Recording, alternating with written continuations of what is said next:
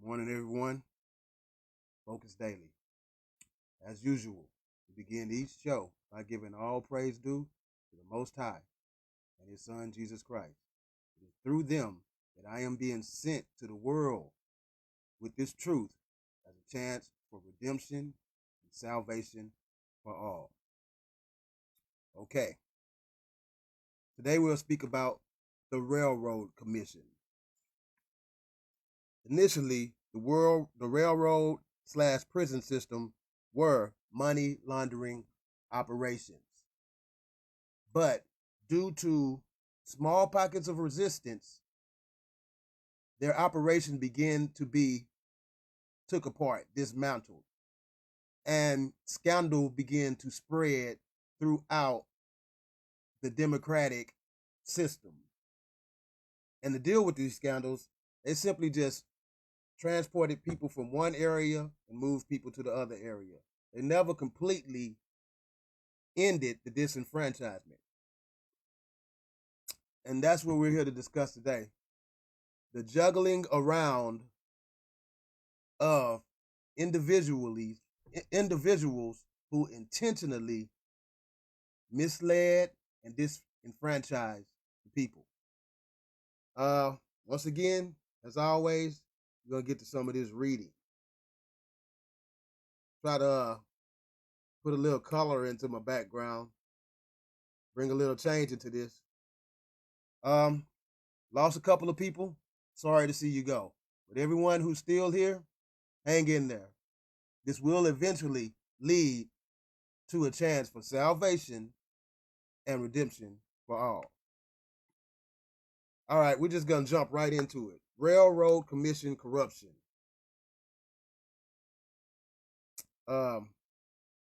Marion Butler's flirtation with both Democratic and Republicans regarding fusion at the state level and his ultimate endorsement of Democrat William Jennings Bryan for president and populist Tom Watson for vice president at the national level was confusing and profoundingly unhelpful to the fusionist campaign of 1896 in North Carolina.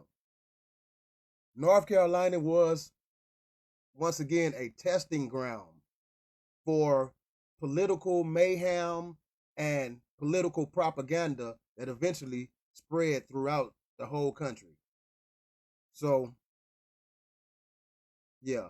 And to the populist movement, nationally, according to Goodwin, due to the vacuum of leadership at the state level, the Republican Populist Fusion Coalition that year was ultimately cobbled together by local coalition leaders such as populist Arthur Wilson, who defended the fusion record of electoral success and legislative results. Beckel's account of Wilson's rationale is instructive. Okay, now we'll talk about a little about. Hold on. All right. To facilitate Republican populist fusion, Arthur Wilson and other states' organizers traveled incessantly to localities to motivate grassroots workers. In Hayseed newspaper, Wilson denounced Democrats for their racism and political chicanery. Adapted part of the People's Party platform, Democratic leaders had waged a virulent campaign against populists and then had the audacity to propose fusing with them. Free silver was important, Williams said, but not crucial as a free and fair vote. What I'm doing right now, I read that to kind of set the stage and set the mind states and rationales of the individuals and systems we are dealing with. Now we're going to get a little bit into this Railroad Commission.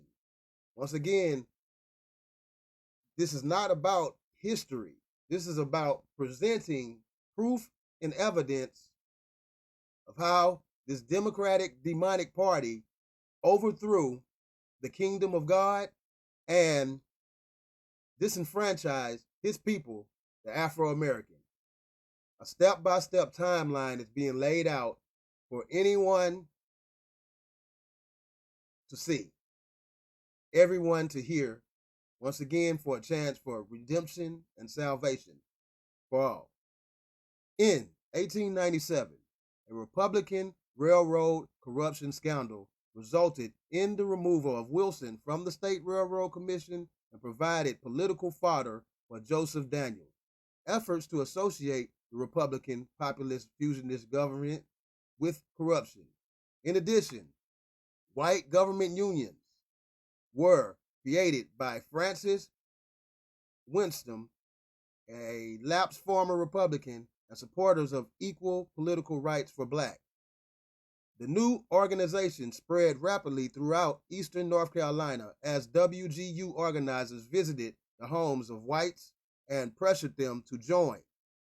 Contributing to this burgeoning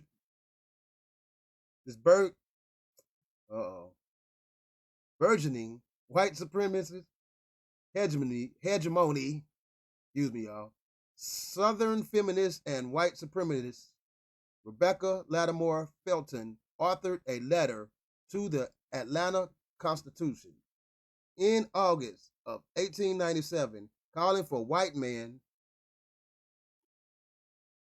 to lynch any black man caught with a white woman. She subsequently delivered a speech at the South Bend Hotel in Tybee, Georgia, in which she invoked the image of poor white girls on the secluded farms, unprotected from predatory black farmhands. A year later, the Wilmington Morning Star reprinted Felton's speech.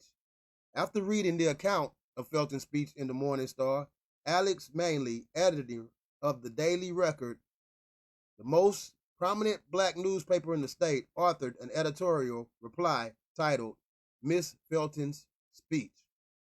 Keep going. Every Negro lynched is called a big, burly, black brute, when, in fact, many of those who have been thus dealt with had white women for their fathers, and were not only black but burly, but were sufficiently attractive for white girls of culture and refinement to fall in love with. Okay, that's it. We just wanted to take a look into the scandal of the railroads and how they went from a means of exporting the resources of the Afro-Americans from coast to coast to be exported eventually from the mainland to across seas, and a look into the mindset of democratic political environments and how they felt about the Afro-Americans. Until next time, people, Focus Daily, we out.